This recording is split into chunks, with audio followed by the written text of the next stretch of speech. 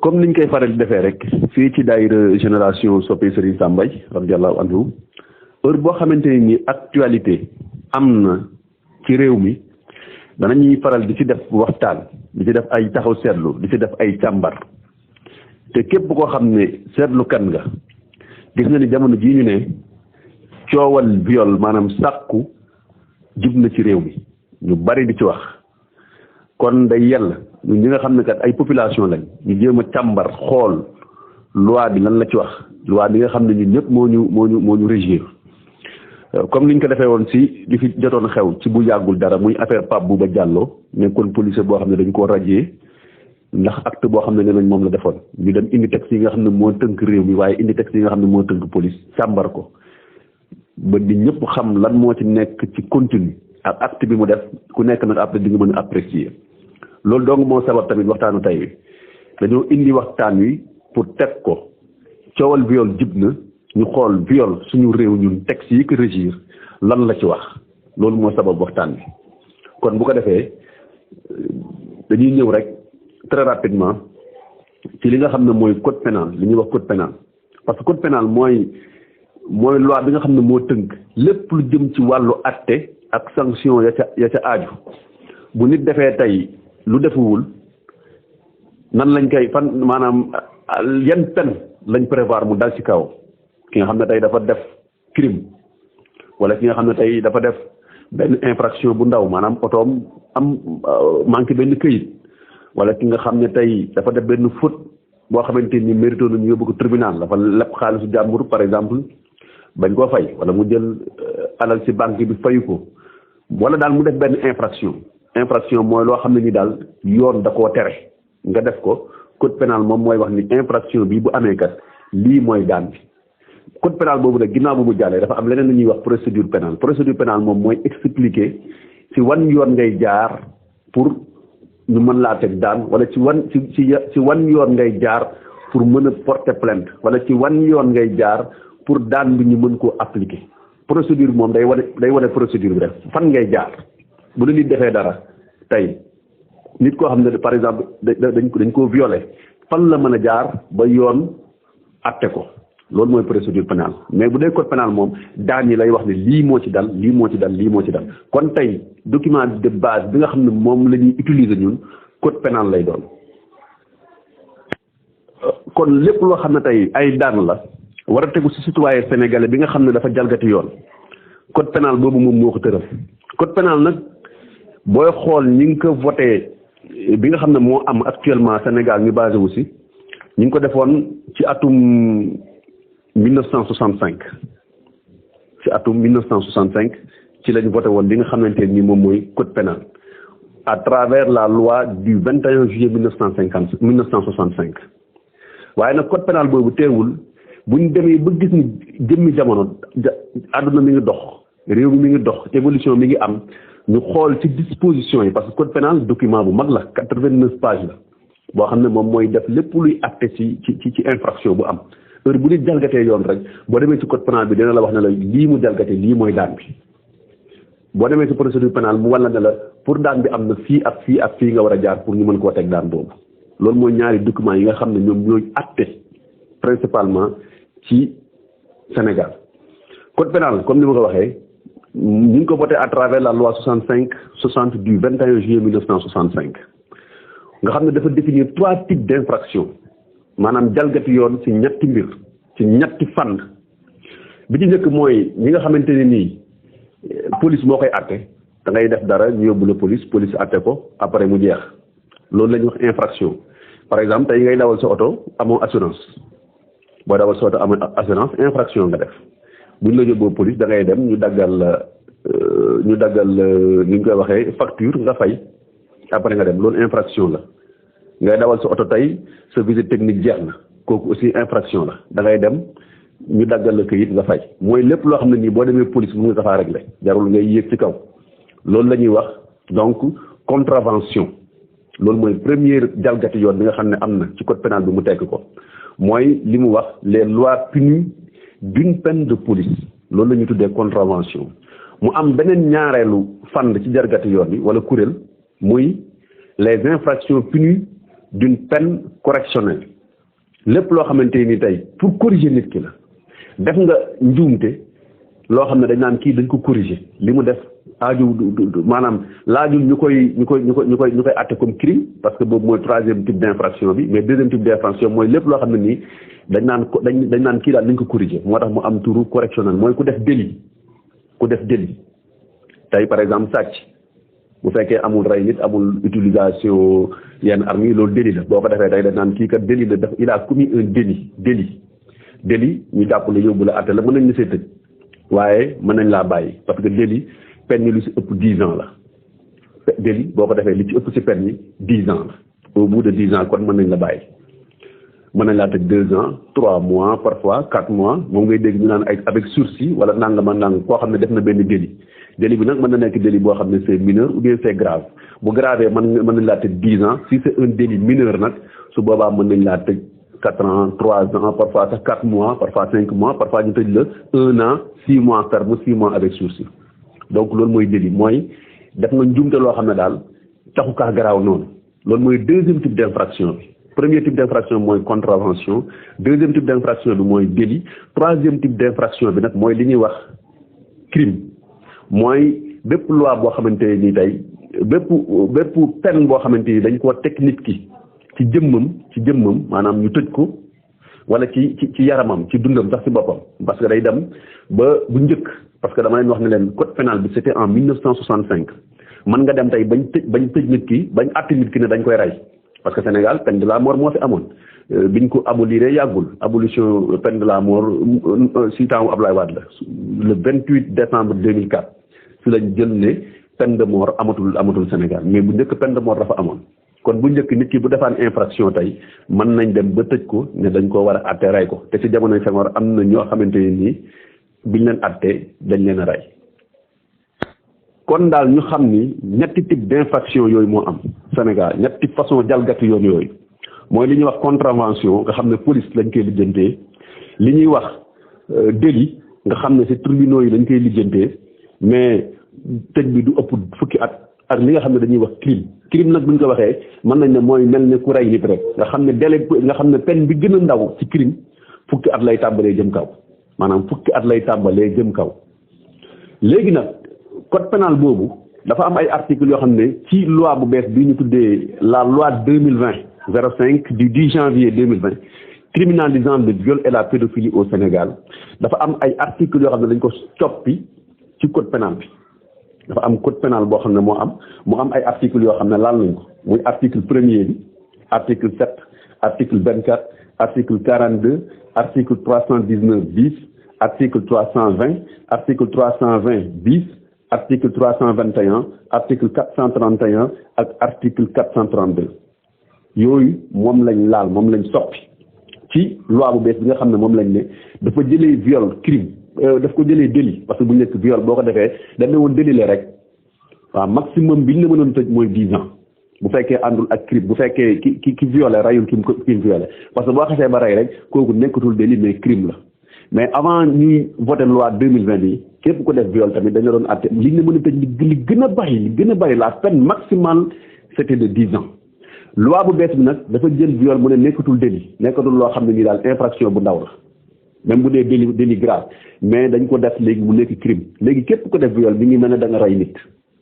viol nag li ñuy wax ni ko infraction ni ñu ko tekkee mooy sàkku nit ci lu ko neexul nit ko mën na ne xale bi mën na ne góor mën na ne jigéen léeg-léeg ngeen dégg fi ñuy wax ne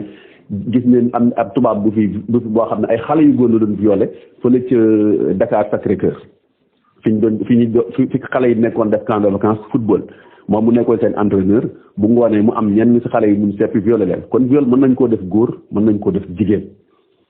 moo tax loi bi spécifié wul rek waaye dana nag li ci ëpp nag ci exposé des motifs bi parce que loi boo gis avant muy am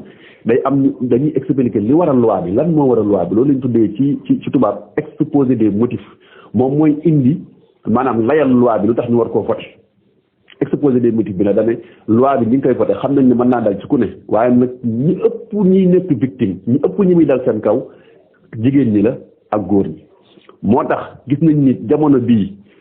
viol yi bari na violence bi bari na kon kat jàpp nañ ne loi bi nga xam ne bu njëkk délit la woon rek nga xam ne maximum ku ko defee 10 ans lañ lay tëj da ngay gis sax ku daan def viol ñu tëj ko 6 mois nga gis ko def viol ñu tëj ko 4 mois nga gis ko def viol ñu tëj ko 2 ans wala maximum 5 ans parce que bu njëkk dañ doon wax ne ki def viol dañuy xool ndax dafa am circonstance atténuante wala circonstance aggravante circonstance atténuante mooy ndax xale bu jigéen bi moo ko provoqué ndax daal am na loo xamante ni mën na ko disculper mën na tax ñu wàññi peine bi loi bu bees bi nag loolu daf ko dindi léegi amatul circonstance atténuante amatul loolu dañ ko dindi ci loi bu bees bi léegi moom képp ko def viol daan bi gën a ndaw biñ la mën a dag mooy fukki at mooy bi gën a ndaw mooy fukki at parce que crime la te crime wax naa sànq ne daan bi gën a ndaw mooy fukki at daan bi gën a mag nag mooy mën nañ laa tëj ba sa giirug dund loolu la ñuy wax perpétuité. kon bu ñuy delluwaat ci code pénal bi nga xam ne ñu ngi ko amoon 1965 nga xam ne chaque année ñu ngi koy réviser di ko laalaat di modifier pour mu jéem a dëppoo ne nañ ak ni jamono di doxee loolu moo waral tey bi ñu demee ba atum 2020 ñu gis ne viol yi kat bari na ci lañ reye woon Binta Camara dinaa ñëw si kanam ak yeneen di fee yoo xam ne bari woon na ba jàpp ne kat fi ne war nañoo gën a mën a dëgëral daan yi ndax amaana dina tax mbir mi dëñ waaye nag li ma wax nee naa bu njëkk peine de mort dafa amoon ci suñu législation ci code pénal mais 2004 lañ voté woon benn loi le 28 décembre 2004 daan ne peine de mort moom léegi amatul Sénégal loi bu bees bi nag li mu njëkk a laal bokk na ci article premier bi parce que article premier bi ci loi 65 bi avant modification bi di am moom ñetti type d'infraction la génne woon mooy contravention mooy délit mooy crime article premier ci loi bu bees bi ba tey dafa indiwaat ñett yooyu nga xam ne mooy contravention nga xam ne mooy loo xam ne police lañ koy réglé mooy li nga xam ne ni mooy délit mooy peine correctionnelle ak li nga xamante nii aussi moom la ñuy wax les peines criminelles nga xam ne dañuy jàppee ki ko def comme nit ku rey nit peine yi nga xam ne nag moo am ci crime bu dee tey ci bu mujj boobu la ndax loi bi ñuy waxtaanee foofu la bokk dañ ko jàppee léegi comme crime loi boobu nag article 7 moom mooy wax yan peine la ku def crime lan lañ la mën a daan yan daan lañ la mën a daan bi ci njëkk mooy li ñuy wax réclusion criminelle à perpétuité mooy ki nga xam ne dañ koy tëj giirub dundam loolu article 7 moo ko wax mais nee naa tëj giirub dund boobu boo demee ba fukki at tey mën nañ koo changer ñu commuter sa peine par exemple tey tëjoon nañ la sa giirub dund mais tëdd nga 10 ans gaa yi xool ndax sa comportement ci biir prison bi ak it par rapport ak acte bi nga def ak it société bi évolution bi mu toll ak it ñoom daal ñooy apprécier xool ndax après 10 ans mais lu mu ndaw moom di nga tëj 10 ans ndax tey mën nañoo au lieu ñu defal la perpétuité ñu defal la 20 ans léegi bu ñu nee bon léegi peine bi dañ koy commuter maanaam dañ koy soppi au lieu ñu defal ko perpétuité nañ ko def rek nañ ko tëj 20 ans réclusion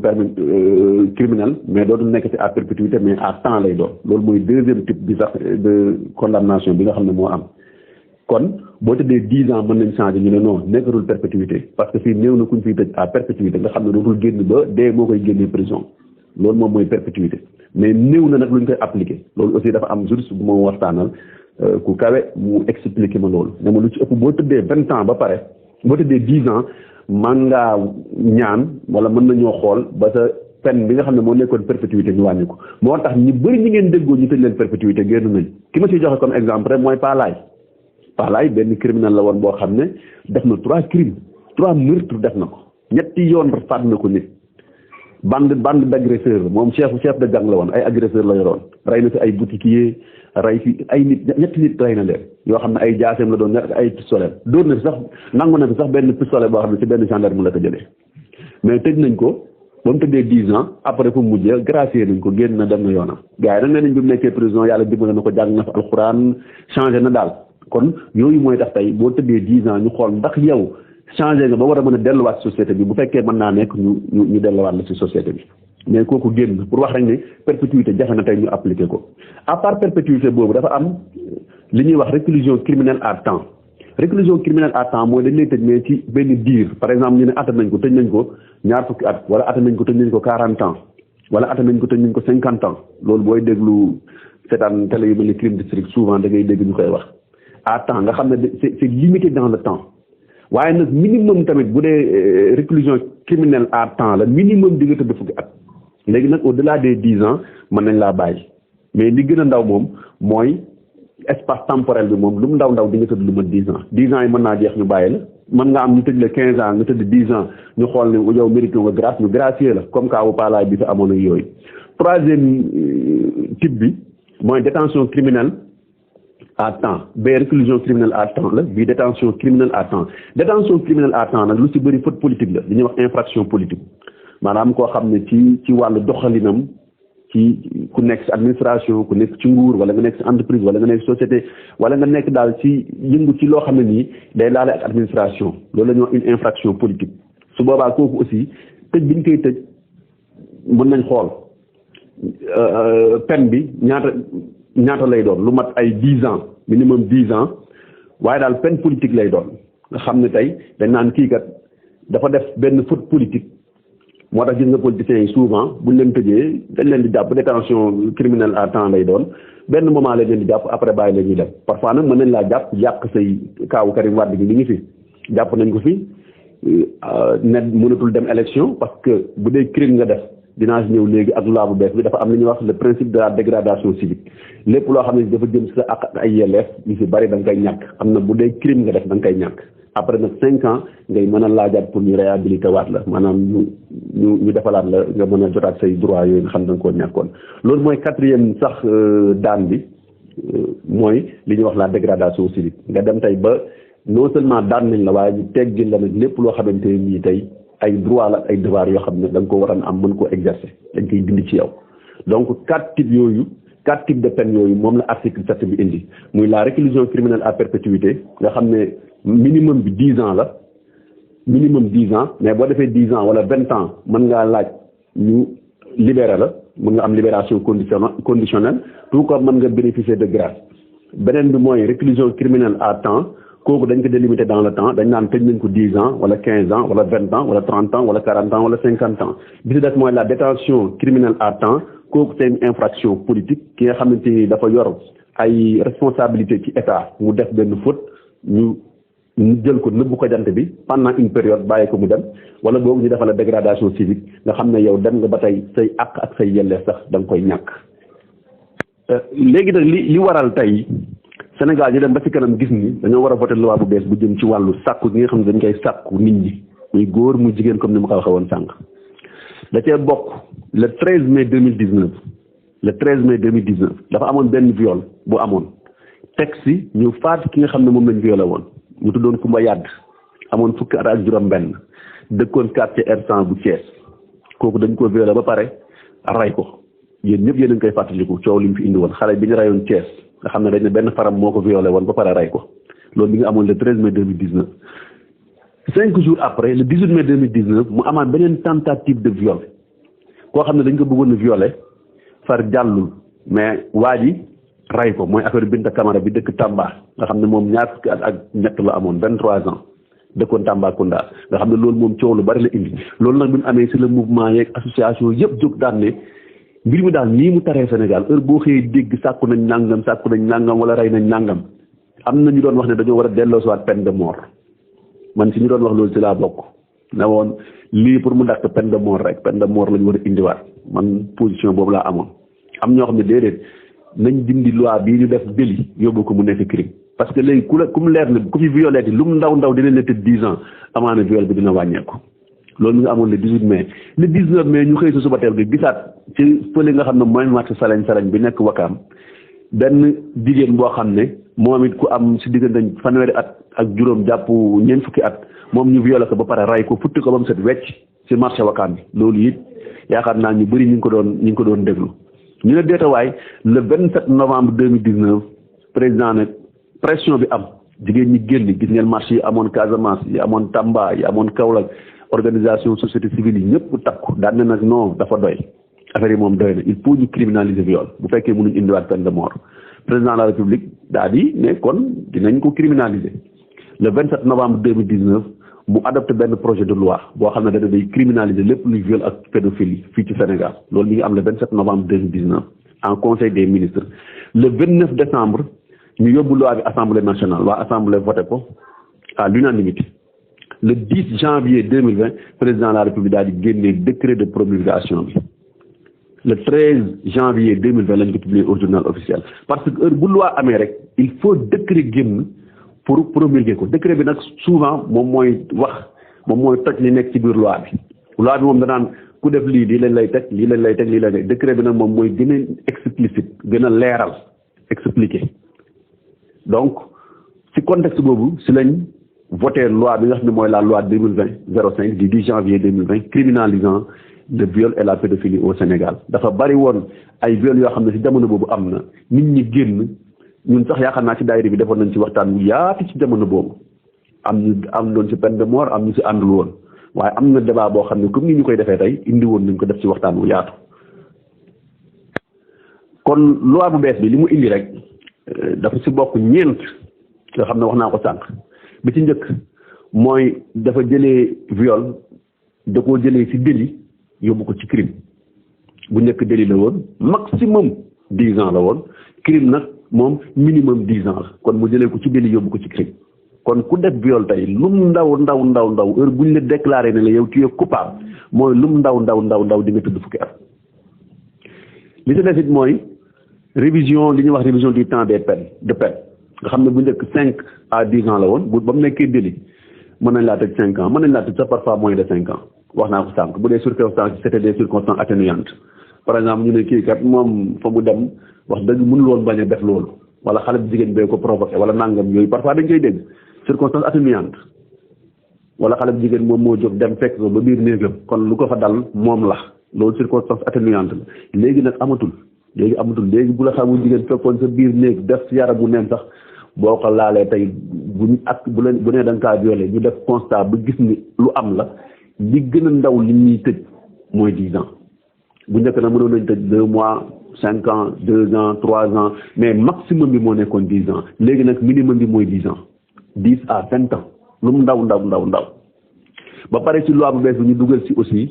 ay dispositions yu bees déjà lu mu ndaw 10 ans la bu fekkee viol bi tey dafa nit ki la koo def ki mu ko def mu am ci gaañu boo xam ne tey laggal ko rek bu ko laggalee bu amee benn laggal par exemple nga koy kii def ko ak mettit bënn kooku ñàkk ci bëtam wala mu ñàkk ci see dégg wala bakkanam damm ci wala lenn dal ko ci loo xam ne dafay laggal kooku dañ ne lu mu ndaw yow 10 ans moom da nga ko tëdd bu fekkee da nga koo def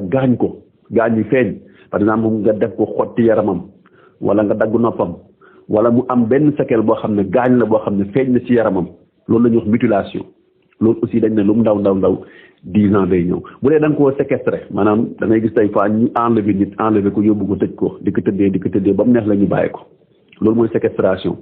wala tamit ay nit ñu bari ñoo ko def bu dee ay nit ñu bari ñoo ko def aussi day am circonstance aggravante loolu circonstance aggravante lañ ko tuddee bu dee ki ñu ko def xale bu góor la xale bu jigéen la ak nu mu mënti toll am na lu yées fukki at ak ñett loolu aussi circonstance aggravante lañ koy jàppee dañuy jàppee ne circonstance aggravante mooy ki ko def li mu def daal lu garaaw la la def bu dee ki ñu ko def aussi jigéen la boo xam dafa nekk en état kooku aussi circonstance aggravante la bu dee mag la circonstance aggravante la bu dee nit la koo xam ne dafa am laago moo xam laago ci xelam wala laago ci jëmmam loolu aussi ay circonstance aggravante la dañuy durcir la peine bu dee nag ba pare loi bu bees bi dafa indi li ñuy wax perpétuité ou minimum de 20 ans bu dee nag ki nga ko def dafa faatu moom lu mu ndaw moom 20 ans ngay tëdd moom lu mu ndaw moom 20 ans ngay tëdd wala nga def perpétuité bu dee aussi ki ñu ko def dañ ko def ak mettital maanaam torture loolu aussi lu mu ndaw moom 20 ans ngay tëdd ba pare loi bu bees bi aussi reconnaître tul circonstance atténuante comme ni ma ko waxee woon sànq ñu naan non moo ko fekkee wala moo ko def nangam wala moo ko provoqué loolu léegi amut aussi loi bu bees bi aussi dafa indi li ñuy wax l'application de la dégradation civique ki nga xam ne tey dafa def viol mën nañoo dem ba àtte ko ne ko yow léegi amatoo benn droit sa alal ji nga xam ne yaa ko moomal sa bopp sax amatoo ci droit mënatoo cee dindi ñu lay utal benn tuteur keneen koo xam ne moom moo lay defal di la dindi mais yow amatoo ci droit yow dañuy dem interdiction légale d'administration des biens noonu lañ ko tuddee interdiction légale d'administration des biens yow sa alal sax fi mu ne mënatoo cee dindi dañ lay utal tuteur bi nag moom mooy appliquer li ngay wax mu xool ndax war na ko def wala waru ko def ba pare dañuy doubler peine bi képp koo xam ne atte nañ ko ci loolu mën nañu doubler peine bi bu defaatee beneen crime bu mu njëkk a defaat dañuy doubler peine bi nga xam ne moom la amoon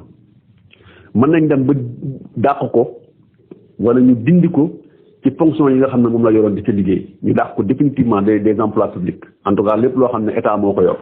moom dootoo fa liggéey nga xam ne mën nga dem tey ba say droits électoraux mënatoo sax voté waxuma laa di nekk candidat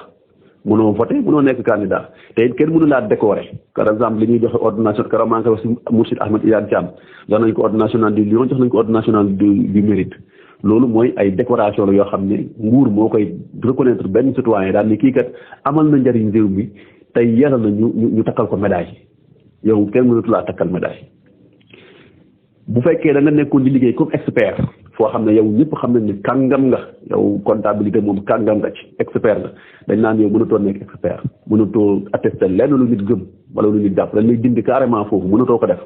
ba pare bu procès amoon tey nga war a ñëw nekk témoin dañ naan kii kat mas naa violé ñu ne non kon matul témoin kii moom matul seede doo mat seede dañ lay dindi mënatoo nekk seede waaw bu waa kër gi di dajaloo di wax di décider yow amoon loo ci wax amoon looy wax ci décision yi nga xam ne ci biir kër gi sa kër gi nga bokk bu décision war a jib nit ñi toog war a waxtaan mooy exclusion du conseil de famille yow amoo ci loo ci wax amoo ci kàddu sa kër sax amatoo fa kàddu ba tey si application boobu ñuy wax dégradation civique dama ne sa kër sax amatoo fa kàddu yow sa kër sax mënatoo fa amoon lenn loo fay wax amatoo fa kàddu rawatina nag nga naan kii man maa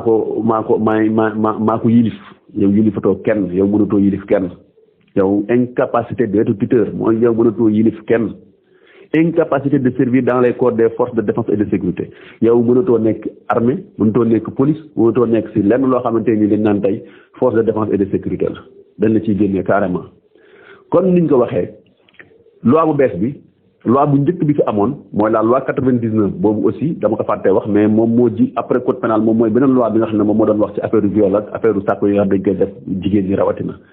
loi 99/05 du 29 janvier 1999 moom moo fi nekkoon loi boobu nag li mu doon wax bu njëkk ci viol amee wax naa leen peine bi maximum minimum dañ mënoon a dem ba 5 ans 5 à 10 ans parfois sax mënoon a yées 5 ans wax naa ko mais maximum bi daal moo nekkoon 10 ans loi bu bees bi nag nu mu gën a ndawee mooy 10 ans 10 à 20 ans moom mooy peine bi gën a ndaw yi nga mën a wax 10 20 ans mën na dem ba perpétuité comme ni mu ko waxee sànq bu dee nag tey ki def viol bi dañuy doubler penam ki def viol ki nga xam ne moom moo def càkkuteef ki moom dañuy doubler penam maanaam tey bu doon dañ ko war a tëj 10 ans 20 ans lay doon bu dee 20 ans lañ ko war a requérir dañuy multiplier 20 ans yi par 2 muy 40 ans mooy ki nga xam ne daf ko def ci koo xam ne moo ko féetee mag maanaam li ñuy wax inceste tey par exemple koo xam ne nii da nga koy dégg parfois ñu ne diw tëddee na doomam kooku double peine lañ koy appliquer wala mag tëddee na rakkam kooku double peine lañ koy appliquer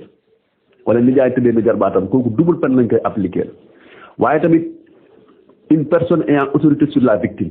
par exemple sa chef sa patron képp koo xam ne sa patron tëddee na la tey koo xam ne mooy sa chef moom mooy sa supérieur hiérarchique direct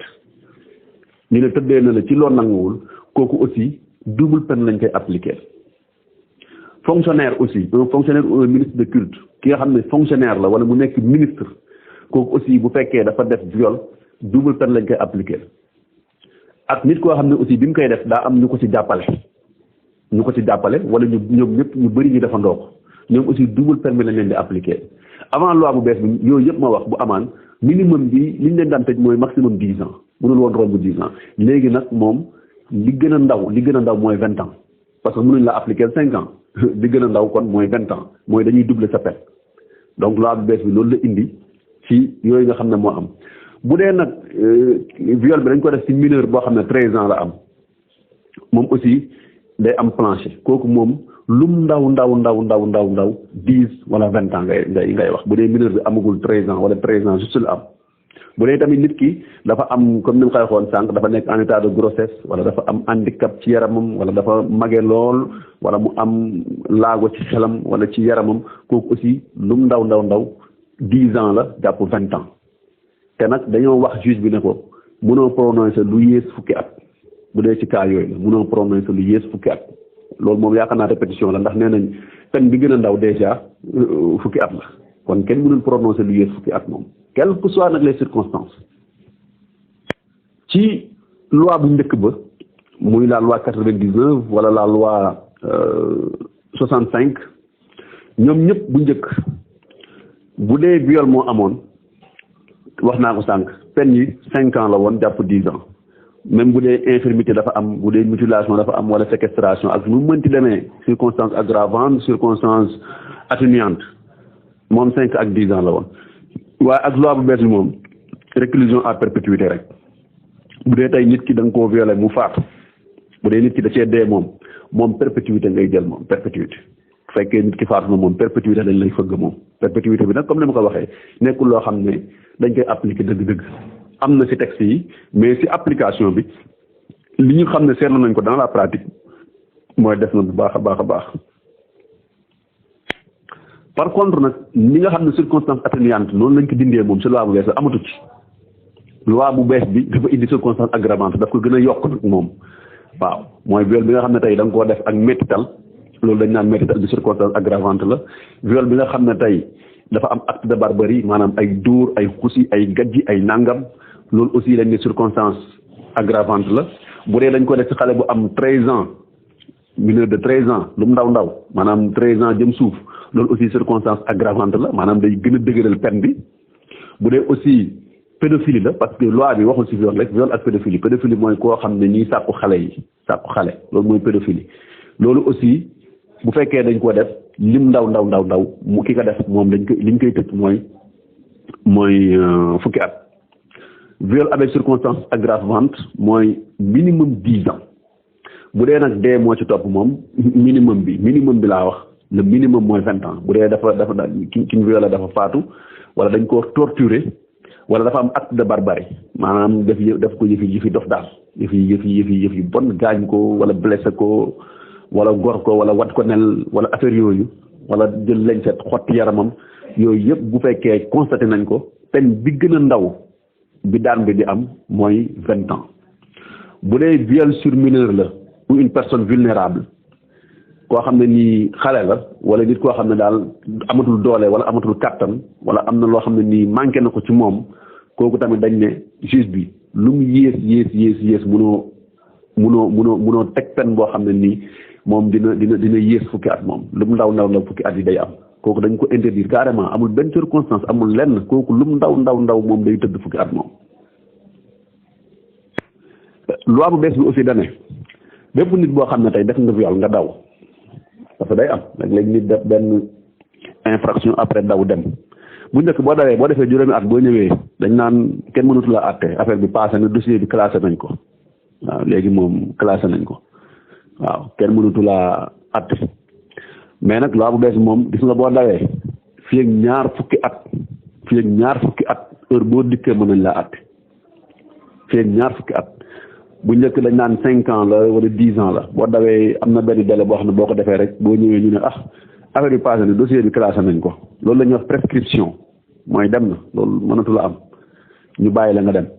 heure boo ñëwee kenn du la àtte dañ naan bon dossier bi classé nañ ko mais léegi fii ak ñaar fukki at képp ku fi def viol tey àtte wuñ la fii ak ñaar fukki at heure boo dellu see ci réew mi mën nañ laa àtte loolu mooy délai de prescription léegi nag bu demee def nga ko ba mu toll ñaar fukki at ak benn wala ñaar fukki at ak ñaar nga ñëw su boobaa kenn mënatu laa topp ndax dañ naan loolu jeex na donc loolu moom la ñuy wax prescription décennale bu fekkee tamit nit ki def na viol bañ àtte ko ba pare ba tëj ko li ñu koy tëj pour mu jotaat droit nii pour mu jotaat ses droits pour ñu réhabilité waat ko mu bokkaat société bi il faut mu toogaan lu ndaw 5 ans kuñ tëj 20 ans tey di nga dem ba 25 ans après lañ lay doog mën a réhabilité waat lañ lay doog mën a joxaat sa àq ak sa yelleef bu fekkoon tey dañ laa tere ne la politique mënatoo see def dara lépp luy fonction mënatoo kaa occupé tëj nañ la 15 ans bu ñu la génnee 15 ans il faut nga toog ba amaat 5 ans muy 20 ans nga doog nga mën a jotaat sa droit yooyu loolu mooy peine bi ñu la tëj heure boo génnee di nga toogaat juróomi at société bi juróomi at pour doog a mën a dem laaj ñu jox la say droit loolu la ñuy wax demande d'habilitation loolu moom 5 ans après viol bi rek après nga génn kaso après tëj bi ñu la tëj 5 ans après nga koy doog a mën a laaj ñu jox la ko. li nga xam ne moo am tamit ci loi bi wala ci viol en tant que tel amul kenn koo xam ne tey mën ngaa tëb rek nga ne dañ maa violé wala nangam mën nga accuser nit ne loolu la def nga dem ut sa certificat médical wax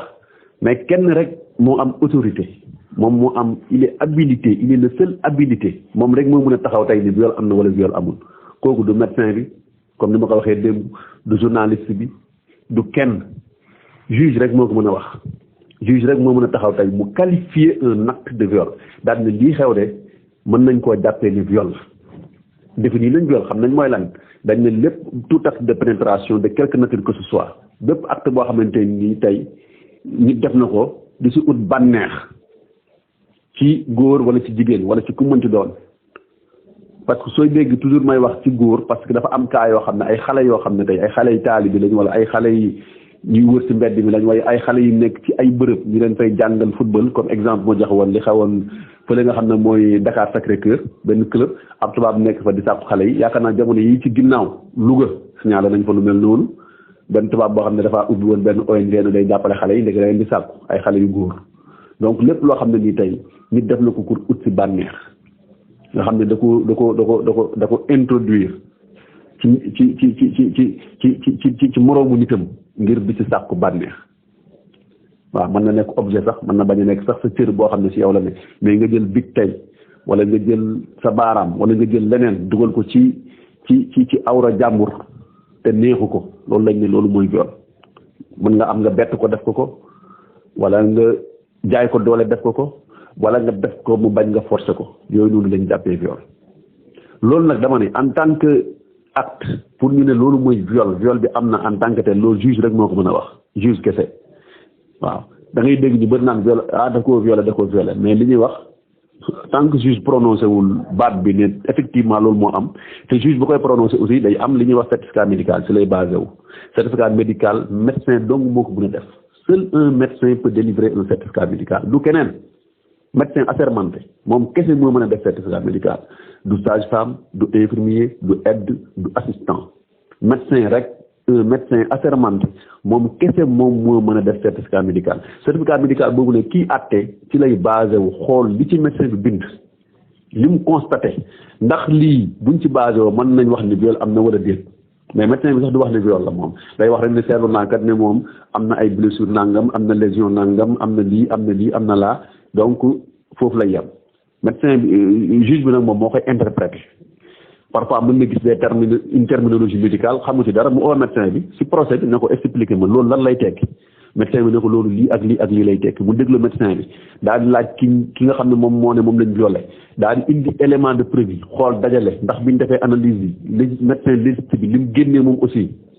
ba mu leer ko ni daal ba mu jàpp si xelam ne lii daal kon viol la war a mën a doon mu doog a ne viol am na su boobaa nag mën nañ wax waa ji ne kii dafa def viol mais tant que juge bi waxul ni viol am na képp koo accusé tey ne ko viol la yaa ngi koy tooñ ak lu mën di xew li nga xam ne moo xew jamono jii muy affaire Ousmane Sonko buñ nee tey dafa def viol ñu ngi koy tooñ parce que lenn waneegu ko étape bi ñu toll mooy étape déclaration moom wax na ndaw si wax na léegi nag li si des mooy ñu confronter les éléments de preuve ndax am nañ élément de preuve yoo xam ne dina permettre tey ñu wax ne ñu mën a ne waa ji lii moo ko def wala déet loolu enquête bi moo koy wane mais juge bi moom mooy prononcé ne am na wala amul juge rek moo ko mën du keneen coow li bari na lool mais juge tant que demuñu procès ba juge bi def analyse xool preuve yi ñu ko tegal ndax wér na wala wérul ñu ne déedéet te fi ñu toll aussi ci ak loi bu bees bi heure bu ñu neen viol am na nit ki nga xam ne moom lañ ko jiiñ automatiquement avocat am dafa war a ñëw taxaw automatiquement avant muy répondre sur quoi que ce soit bu ko neexee mu ne du ma wax tant que sama avocat ñëwul kenn amul droit di la jël di la yóbbu fenn tant que sa avocat ñëwul su la neexee ñu yóbbu la tey police bu dee tey citoyen ordinaire nga mën nañ laa yóbbu police mais bu la neexee nga dem bu police toog ne du ma wax sama avocat laay xaar te loolu droit moo la ko may yoon bi moo la ko may moo ne la am nga droit bañ a wax tant que sa avocat ñëwul bu sa avocat ñëwee nag bu la neexee mën ngaa commencé wax moom it bu la booy wax bu ko neex mu la waxal lii bul wax lii donc loolu la ñu information judiciaire bu amee rek dañoo war a ubbi benn information judiciaire parce que léegi bu njëkk xam nga délit la woon léegi nag crime nag pour mu am da ngaa war a def beneen enquête parce que parfois tey police wala gendarmerie mën nañ ñëw def seen enquête ba pare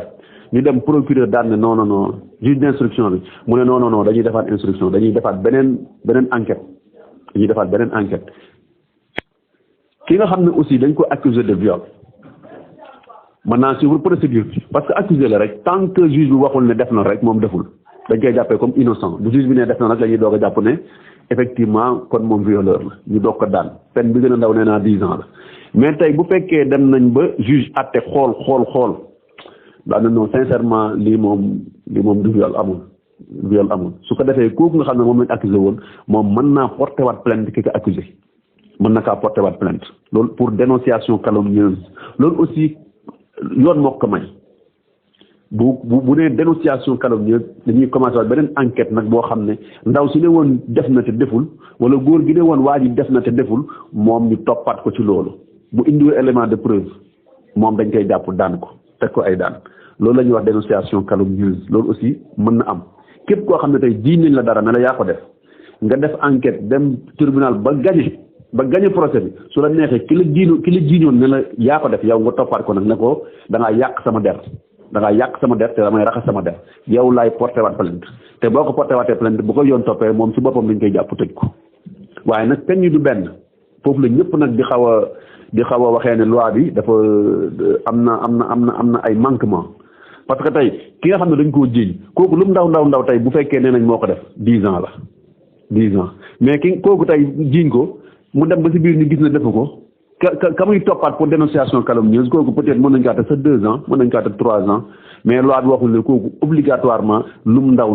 dañ ko war a tëj 10 ans yaakaar naa bu fekkoon dañ bëggoon nag mu am parallélisme des formes comme ni ñu koy waxee ki jiiñaate aussi bu demee ba cëppaa ndaw ba ñu xam ne ki mu jiiñ liñ ko jiiñ defu ko kooku tamit waroon nañ ko mën a tëj lu mu ndaw 10 ans parce que dafa yàq deram dafa ternir son image loolu aussi loi bi permettre na ko wax naa ko sànq ki nga xam ne tey dañ koo jiiñ ne dafa def viol obligatoirement bu ko neexee mu ne du wax tant que avocat ñëwul loolu droit am la mais nag ki nga xam ne jiiñ nañ ko aussi mandat de dépôt bi amul limitation comme ça ñu naan mandat de dépôt def nañ ko 2 ans 3 ans yàgg na fa non sans limitation de durée la bu la neexee mën nañ la mandat de dépôt 40 ans fàtte la fa waaw boo amul toppatoo mën nga fàtte di 40 ans mën nga fàtte di 50 ans amul tey ñu naan non liñ ko tëj dafa yàgg dañ ko war a attee nang déedéet juge bi mooy xool heure bu ko neexee mu wala na la ñëwal heure bu ko neexee mu bàyyi la fa mën na la faa bàyyi 15 ans comme mandat de dépôt amul durée bu nee dañ ne kii viol la def mandat de dépôt sans limitation la amul durée sans limitation de durée ba pare loi bu bees bi dani ki nga xam ne day nëbbu ku violé kooku yoon dafay topp loolu la ñuy wax applicabilité du recel de criminel parce que ki def viol nee naa leen dañ koy àtte comme ku rey nit léegi ci loi bu bees bi ki def viol dañ koy àtte comme ku rey nit léegi viol ak rey nit ñoo yem même àtte lañ leen di àtte violeur bi ak reykatu nit bi même àtte lañ leen di àtte kon ki nga xam ne tey dafa nëbbu ku def viol di ko làq kooku bu ñu yëgee ne da ko doon làq moom si boppam yoon da koy topp te mën nañ ko fi tëj loolu ci loi bu bees bi lañ ko indi ba tey ci loi bu bees bi dafa indi ni dafa amaat beneen principe bu mu indiwaat muy la non dénonciation du crime ki nga xam ne tey dafa fekkee viol wala mu am ci ay éléments de preuve xam ne lii am na wala lii amul mu bañ a toog bañ a dénoncer gis ne kii def na viol moom xam na ko am na ci ay éléments de preuve buñ enquête ba xam ne Modou Diop nii kat fekkee woon na affaire bi am na ci lu mu ci xam te waxu ko kooku aussi loi bees bi dana nañ ko topp kooku aussi mën nañ ko tëj à moins que mu nekk nag ñoo xamante ni nii ki nga xam ne ñoo xamante ni nii ki def viol bi ay parents wam lañ par exemple papa yaay kuy nëbbal seen doom ñooñu foofu rek la ñu mën a appliquer daal su ñoom dañoo bokk xëy na liñ jegewantoo deret dafa fort moo tax ñoom dénoncé wuñ ko mais bu dul loolu keneen koo xamante ni yëg nga ni waa ji lii mu def yow am nga ci ay preuve xam nga ni def na ko te waxoo ko dénoncé woo ko heure bu enquête wanee ne yow mi xamoon nga ci dara après loi bi da lay topp te dañ lay teg ay daan wala nga gis ne kii dafa def viol nga nëbb ko sa kër wala di ko làq pour mu daw pour mu génn loolu aussi heure bu ñu defee enquête ba xam ne kii jaar na sa kër xamoon nga ne lii lañ ko doon toppee nga nëbb ko wala nga làq ko wala nga bañ koo dénoncé wala nga bañ koo wax su ko defee yow tamit loi bi da lay jàpp day dal sa kaw loolu aussi mi ngi ci loi bu bees bi waaw kon nag ñu wàccee kàddu gi foofu loolu daal mooy li nga xamante nii tey mooy loi bu bees bi nga xam ne ñëw na ne dafa jëlee viol ci délit yóbbu ko ci crime li ci gën a mat a jàpp daal mooy bu njëkk peine maximale bi 10 ans la woon léegi nag peine minimale bi 10 ans la bu njëkk peine bi gën a mag bi gën a kawe fukki at la woon léegi nag peine bi gën a ndaw moom fukki at la waaw fukki at la bu njëkk ay recel ak ay non dénonciation amul woon léegi nag nee nañ boo nëbbee violeur loi bi dana la jàpp bu fekkee gis nga ko te waxoo ko loi bi dina la jàpp ak yeneen yi ma fi lim yëpp nga xam ne tey bokk na ci tey bu fekkee violeur mën nga dem bañ a dañ lay ñu appliquer la li ñuy wax la dégradation civique maanaam amatoo benn àq ak yelleef yow amatoo benn àq ak yelleef waaw mënatoo nekk candidat mënatoo nekk électeur mënatoo sa alal sax yow fi mu ne nii mënatoo ci dara wax naa ko sànq xam ne yow say bien da ngay ut tuteur moom moo la koy mooy wax nan lañ koy dépensé ak nan lañ koy jëfandikoo waaye du yow yaa koy décidé sa biir kër sax amatoo fa kàddu amatoo fa baat waaw bu ñu la xasee ba accusé ba condamné la sa biir kër sax amatoo fa kàddu amatoo fa baat te yooyu yëpp pour nga dajaat ko pour nga mën ko amaat il faut nga tëdd peine bi ñu la tëj ba mu jeex nga toogaat juróomi at te defoo lu mel noonu ñu doog laa mën a delloowaat say attaque say yelleef donc loolu mooy contenu li nga xam ne moo nekk ci loi bu bees bi ñu tuddee la loi 2205 du 10 janvier 2020 criminalisant les actes de viol et de pédophilie au Sénégal ñu ngi tudd bu baax di jéggalu bu dee am na ay laaj ñu jéem see tontu bu dee amul ay laaj it ñu sant ñëpp gërëm ñëpp di jéggalu ci kàddu yi. xam naa liñ ci bëgg indi comme commentaire rek mooy loi bees bi moom ñu bari tiit nañ ci ndax. dañ ne loi la boo xam ne dafa gën a dooleel jigéen ñi te di nga gis tey jigéen xëy fi rek parce que loi bu bees bi jox na leen doole xëy rek jiiñ viol ne diw violé na ma te tegu ko fenn loolu it mën na cee am ak loi bu bees bi parce que déjà gis nañ ni am na pression am na président de la république daa di ne proposer projet de loi bi conseil des ministres ñu yóbbu ko assemblée nationale ñu voté ko président promulgué ko ñu génne ko kon mu commencé appliqué wu te dañ ne nag nul n'est censé ignorer la loi kenn mënul taxaw nga ne ah man nga xaw ma woon su ma defoon lii du ma ci fekk ba tax na tey nii ñu ko tëralee nga xam ne tax na góor ñu baree ragal tax na tey góor ñu bari en tout cas di jël seen i dispositions si yu bari ndax man am naa sama xarit boo xam ne nee na ma man moom sama oto xalaatuma di gis jigéen di ko yóbbaale ndax fii ngay gis jigéen tey yóbbaale ko mu dem ba ca biir ne la maa violé du ci mën dara te wax naa ko léegi bu fekkee déclaration boobu dafa am tey waa ji ci saa si moom dañ koy jàpp yóbbu def ko mandat de dépôt bu ñu ko defee mandat de dépôt nag am na droit am na sañ-sañu ne man du ma wax tant que sama avocat ñëwul waaye daal nee nañ dina tax ñi nga xam ne dañuy accuser moom ñu gaawal di def ay accusation man ngaa meroog nit tey rek xëy taxaw ne damaa violé indi say preuve ñëw teg daal di tegu sa kaw te ak loi bu bees bi li nga xam ne xëy na fàtte woon naa kaa wax te ñu bari daanaka du leer ci seen bopp wala boog li nga xam ne gars yi mënuñ ko nangu bokk na ci li ñuy wax viol conjugal maanaam ci biir néegu sëy sax nee nañ viol mën na faa am ci biir néegu sëy tey su soxna mën naa xëy porter la plainte ne da nga kaa violé ci biir néegu sëy nee nañ viol mën na faa am waaw loolu it tax na gaa yu baree bari ragal li nga xam ne moom mooy loi bi waaye itam loi bi ak lu mu metti daan ñi ak lu mu metti ak lu ko jigéen jéem a utiliser comme arme comme ni ma ko waxee woon am na benn fenêtre boo xam ne ubbi na ko muy li ñuy wax dénonciation calomnieuse képp koo xam ne tey jiiñ ni leneen da ngaa def viol nga respecté procédure bi topp ko ba mu sës juge bi xool analyser xam ni yow kat liñ lay jiiñ defoo ko su ko defee yow it kala jiiñoon loolu mën nga kaa porter plainte ay daan tegu ci kaw amaana nag daan yi du diis comme tey bu fekkoon jàpp nañ ne def nga ko ni muy diisee si yow amaana du diisee si moom waaye nag loi bi permettre na la au moins nga def rétroaction boobu noonu maanaam nga porter waat plainte ki nga xam ne moo la jiiñoon def li nga xam ne mooy déclaration calomnieuse dénonciation calomnieuse wala nga ne dañ la diffamer maanaam dañ la waxal lu amul su ko defee kooku it bu ko loi bi toppee mën na ko cee teg ay daan waaye daal li ci gën a doy waar mooy loolu ma wax sànq nga xam ne moom lañ tuddee viol conjugal nga xam ne ñun si suñu aada ak suñu cosaan wax dëgg xamuñu loolu biir néegu sëy tey nga taxaw ne soxna si mën naa taxaw ne borom këram da koo violé wala borom kër gi taxaw ne soxna si da koo violé donc yooyu yëpp mën naa am parce que ni ma koy waxee viol niñ ko tekkee nekkul rek jël sa awra def ko ci awra jàmbur wala nangam du loolu mën naa nekk bant mën naa bañ sax jaar ci awra mën naa jaar ci gémmiñ wala ci leneen waaw tout acte de pénétration lañ wax de nature sexuelle boo xam ne daal li ñu ci ut moom mooy bànneexu sëy waaw bu amee rek loolu lañ tekkee comme viol moo tax ñuy wax ne jigéen sax mën na koo def góor mën na koo def jigéen da ngay gis tey am na ko doon wax daan na xale yu bëree bari am na jigéen ñoo xam ne leen utiliser ay xale yu ndaw loolu mën nañ ne viol la forme de viol la boo xam ne jigéen da koy jël di ko exercer ci góor kon góor aussi mën nañ ko violer forcer ko mu def lenn tamit donc yooyu noonu yëpp ay mbir la yoo xam ne yu bees la yoo xam ne lu mat a def ay taxaw seetlu la waaye tamit lu mat a def ay jàngat la waaw ci biir néegu sëy moom li mënta dugg ci bopp sénégalais yu bari moom mooy ci biir néegu sëy tey ñu ne viol mën na caa am waaye nag dama ko mus a laaj benn magistrat mu ne ma man mus naa àtte ñaari viol yoo xam ne viol conjugal la ci biir néegu sëy la xew te benn bu ci ne ba ma àttee waa ji dama koo tëj dama mus a laaj benn magistrat ma ne ko viol conjugal moom ndax nan lay amee ci biir néegu sëy ni mu xatee ak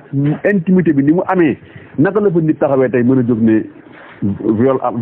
sama borom kër damaa violé wala sama soxna damaa violé wala nangam mu ne ma man àtt naa si ñaar yoo xam ne benn bu ci ne damaa tëj ki ko def bu njëkk bi mu ne ma dañoo takk sëy bi nee na man ndaw si dañ koo may koo xam ne bëggu ko ndaw si bañ a tëdd ak moom waa ji si boppam comploté ak ay xaritam ñu jël ndaw si sàcc ko yóbbu ko nee na bi ñëwee ba si àll ba waa ji fa la ko forcé foofu la tëddee ak moom mu ne ma loolu viol la mu ne ma kooku bi ma ko àttee dama koo tëj mu ne ma beneen bi aussi ndaw si dafa nekk ak borom këram ñu jàppante ci guddi gi ñu jàppante daal xuloo xeex jàppante ba mer bi ñu tëddee ba ci guddi gi nee na waa ji bëgg koo sàkku ndaw si bañ waa ji jël buum ci boppam lal ko ci yeew ko ci lal bi def la muy def ndaw si ba mu xëyee def uti certificat médical porté ko plainte nee na boobu aussi viol la ci biir sëy mu ne ma ñaar yooyu yëpp bi ma ko attee dama kaa tëj ki ko def kon ñu def attention daal mbir yi daal mi ngi noonu doy na waar bari na ay implication bari na ay jàngatit yoo xam ne mën nañ ko cee def wax dëgg yàlla leneen li nga xam ne am na aussi si li ñuy wax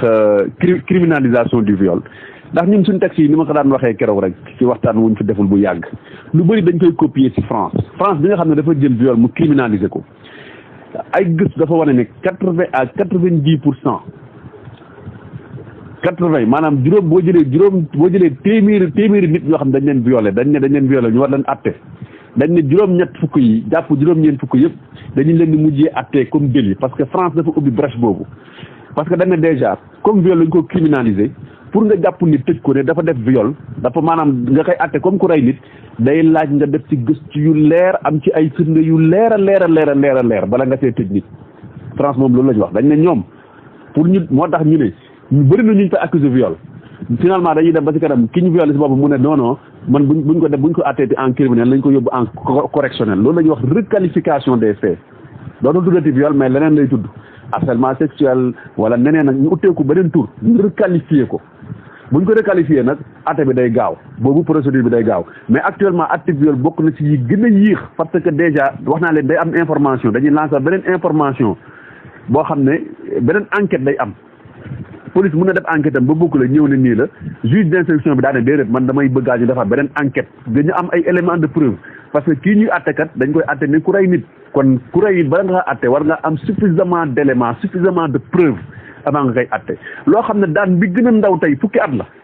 kon kooku bala ñu koo tëj war nañoo am élément yu leer a leer ñu doog ko cee tëj kon loolu it am na ci moo tax France ñoom souvent bu dee nit dafa déclaré dañ koo violé wala nangam procédure bi day yàgg mën naa dem 10 ans mën naa dem 15 ans kooku duñ ko mës a atte léegi ñoom bu njàkkante dañ naan noonu dañ ko requalifié ñu yóbbu ko en correctionnel buñ ko yóbbu en correctionnel nag atte bi day gaaw ñu tëj ko 2 ans 3 ans 5 ans mu dem yoonam d'autant plus que bari na ñoo xam ne dañuy wax loolu accuser nit à tort alors que dara amu ci da ngaa bëgg a yàq àddunaam wala lenn rek donc loolu aussi ñu bëri dañ koy tiit ci loi bu bees bi nga xam ne moo am France ñoom dañuy ubbi brèche boobu ñu ne bu dee tey loolu am na victime bi yàkkamti na mën nañ kaa yóbbu sinon juge bi moom day jël tout son temps pour def enquête yi te souvent bu ñu defee enquête yëpp pour nga am ay éléments de preuve lu jafe la ci viol nga am élément de preuve lu jafe la parce que dañ ne preuve yi au delà de 72 heures bu ñetti fan weesoo rek mënatoo am preuve kon ki nga xam ne dañ ko violé bu ñu toog ba 5 jours après wala 1 mois après mu ñëw ne dañ ma violé pour nga am preuve day jafe su ko defee kooku buñ ko àttee te dañ ne ci droit dañuy wax ne toujours le doute profite à l'accusé le doute profite à l'accusé heure bu ñu demee ba naan ndax am na wala amul rek dañ naan non non kon amul la ñuy jàpp duñ mës a jàpp ne am na heure bu juge bi di douter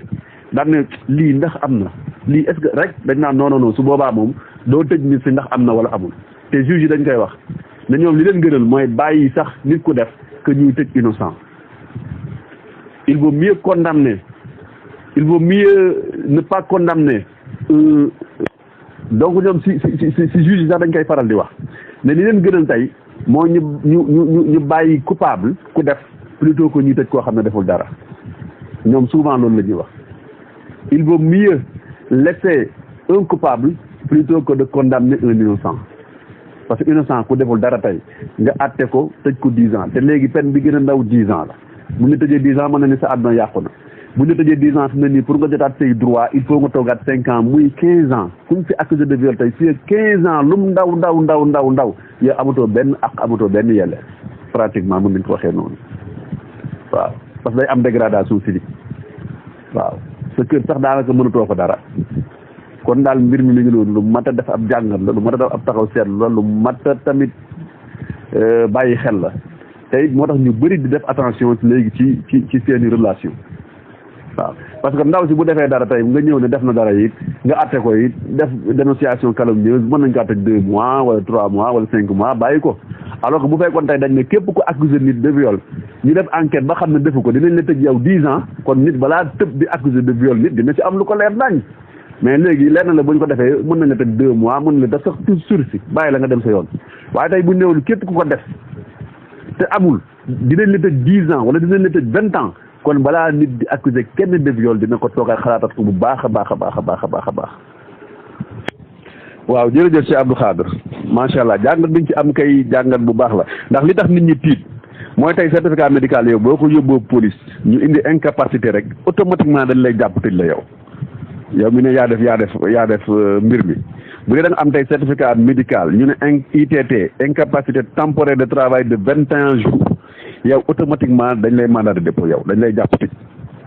te certificat médical de complaisance yi dafay bari loolu la ñëpp di wax loolu la ñuy wax certificat médical de complaisance ay certificat médical yoo xam ne tey da ngay dem fay xaalis rek gars yi dóoral la ko même si nee nañ certificat médical kenn rek moo ko mën a def muy un médecin assermenté mooy koo xam ne dafa waat dañuy wax serment d'Hippocrate moom la waat taxaw ne lii ak lii kooku rek moo mën a def certificat médical mais xam na ni certificat médical tey boo ko bëggee boo dem hôpital boo mën di dem boo fayee 10 000 francs médecin bi defal la ko defal la certificat médical nga dem yóbbu mais nag ki nga xam ne dañ koo jiiñ aussi même ndaw si bu indee certificat médical yow jiiñ nañ la am nga droit ne man damay def contre expertise nga oowaat beneen médecin ne ko defalaatal ma beneen certificat médical nga indi yow sa médecin bopp ne na examiner ndaw si te ndaw si day amul droit bañ dañ koy examiner waat moo tax loolu aussi lu mat di xam la tey kuñ fi jiiñ ne la da ngaa def viol ndaw si ko wax dem indi certificat médical yow am nga droit indi beneen médecin na def contre expertise bi na def contre expertise moom na wane ne ndaw si kenn violé wu ko na defaat wala boog contre expertise boobu na wane ne effectivement ndaw si li muy wax am na donc loolu moo ci ne moo tax xam sa ak sa yelleef xam yoon ni muy doxee tamit baax na kuñ fi jiiñ tey ne viol nga def ndaw si indi certificat médical am teg yow am nga droit indi sa médecin bopp ne ko moom na def contre expertise su ko defee nag heure bu procès ba amee ñaari médecin yëpp dañuy ñëw taxaw kii ne lii laa basé wu ne am na wala boog njot ne am viol la kii ne man tamit si lii laa basé wu njot ne du viol parce que médecin sax du wax ne viol la moom day décrire rek njot lay am mais juge moom mooy wax ne am na wala amul. waaw sëñ Mamadou ñu ngi lay nuyu bu baax di la ziar di la jaajëfal.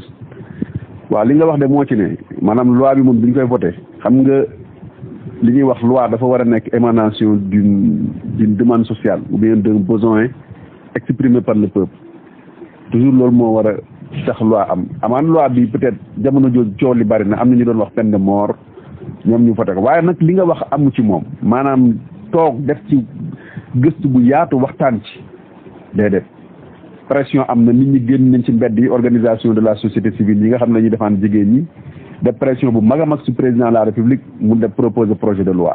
gars yi yóbbu ko assemblée nationale ñu voté ko appliqué ko mu jeex mais li ci waroon a am moom concertation bi ak impliqué si nitu diine yi ku joxe seen xalaat loolu moom amu ci waaw loolu moom amu ci moom loolu moom mooy lu wér moom waaw concertation bi waroon dëgg moom amu ci moom waaw dañ ko voté sous la pression de la rue su ma ko mën a waxee noonu à travers la société civile féminine même sànq sax si bëccëg am na rajo bu ma woo di ma laaj ne ma dañoo gis ni bi affaire bi xewee ba léegi dégguñu société civile féminine ñu wax ci ñoom ba léegi àddoo guñ ci may leen ne lu tax ñu ciy àddu fi mu ne nii fi ñu toll déjà ci mbir mi